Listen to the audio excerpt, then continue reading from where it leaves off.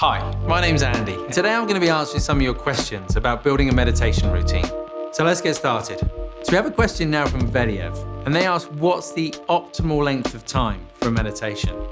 I don't think the science of meditation or of mindfulness has actually moved far along enough yet for us to understand the impact of dosage. We do know certain things though. We know, for example, that within around 10 minutes, something called the relaxation response happens in the body. So the body begins to slow down. The heart rate slows down, the breathing slows down, we start to produce less adrenaline, less cortisol, and we move away from sort of the usual stressors in the body and mind, and we begin to feel kind of more relaxed in the body and mind. What has always fascinated me about meditation is, if we've not done any meditation at all, then 1 minute is going to make a massive difference. We'll be like, wow. If we've only ever done a minute, then 3 minutes is going to feel really significant. If we've only done 3 minutes, 5 minutes is going to feel significant. Find a length of time that works for you, that feels like you're treating yourself to some time out in the day, and then slowly build that up over time. So this next question is from Yurma, and they want to know, how do you make meditation stick as a habit? Well, if you try to learn anything in life, if you try to incorporate any particular new thing in your life, it does take a little bit of time, but for sure there are some tips, there are some things that you can do. So my first one, my favorite one, is tie it to something that you already do. So if you shower, if you brush your teeth, if you have a morning cup of coffee, tie your meditation practice to that one thing. The other thing I'd say is duration. So when we get really enthusiastic about things, when we're learning something new, the temptation is to dive into it. Focus more on showing up each day and just doing a few minutes at a time. That's the best way of sticking with a new meditation routine. So we have a question now from Sid, and he wants to know, what's the best time of day to meditate, morning or night? I'm just going to give you some of the pros and cons of both. So meditating first thing in the morning, here's why I like it. I like it because it gets done. It's not one more thing that's being added to the to-do list to kind of tick off. You actually start the day doing it. I also like it because it kind of lays the groundwork for being mindful throughout the day. Again, don't think of this as meditation, something separate from life.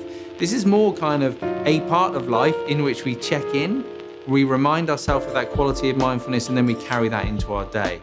That said, you might prefer to do it at the end of the day, and that may also be the only time when you can do it, and that's absolutely fine. What I like about it is that it sort of separates the day from the night. The one downside, obviously, is that there's more chance that we feel sleepy. Again, that's not a bad thing, but if we're trying to kind of train in awareness, ideally, we want to sort of stay awake throughout that period of time. So pros and cons of both.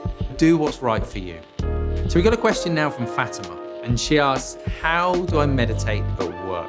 I can give you a few examples of people I know who do meditate at work and how you could maybe think about it. So if you drive to work, for example, I know a lot of people will drive to work, they'll sit in the car park, they'll turn the car off, they'll wind back their seat a little bit, and they'll do their meditation then before they even get into the building.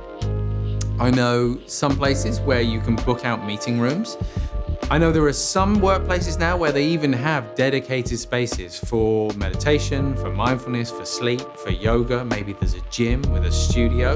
If none of these apply and you just don't feel like you can find the space, another option is at lunchtime.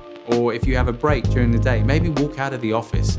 I think one of the big misconceptions about meditation is this feeling that we have to be in a quiet space. There can't be anything going on around us, no noise around us, no people around us.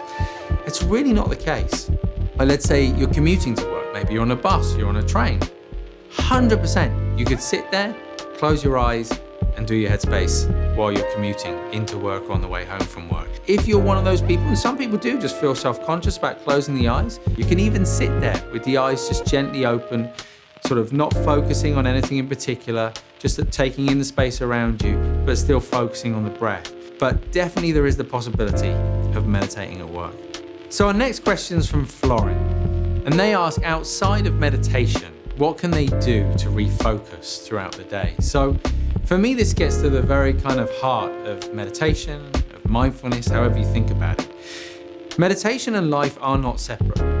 Our life is just running moment to moment. Meditation will give us a foundation. It's almost like a big stamp, a big dot in the day where we sort of establish what it means to be present, what it means to be mindful. And we are then able to sort of cultivate an environment where we can re-experience that throughout the day. So there are a bunch of different things I'd recommend. As well as your meditation practice, for 1 week, just commit to being mindful, to being aware as you're brushing your teeth. What does that mean? So it means being aware of the sound, the sensation of it moving around your mouth, or maybe the arm kind of moving with it. So really kind of getting into the physical senses. If you can do that for a week and you feel like at the end of the week that you've kind of cracked it, that you're able, keep that and then add something else for the next week. Maybe it's drinking your morning cup of tea or coffee, whatever it might be. So that's one way to think about it. But there are also kind of actual activities, for example, sort of mindful movement. So perhaps if you're exercising on a regular basis, you can think about at the beginning of each exercise, even if it's 30 seconds, 60 seconds, just to settle the body, settle the mind, so that you go into it with the intention to be mindful. So thanks so much for watching today. If you've got any more questions for me, please feel free to send them in to askandy@headspace.com.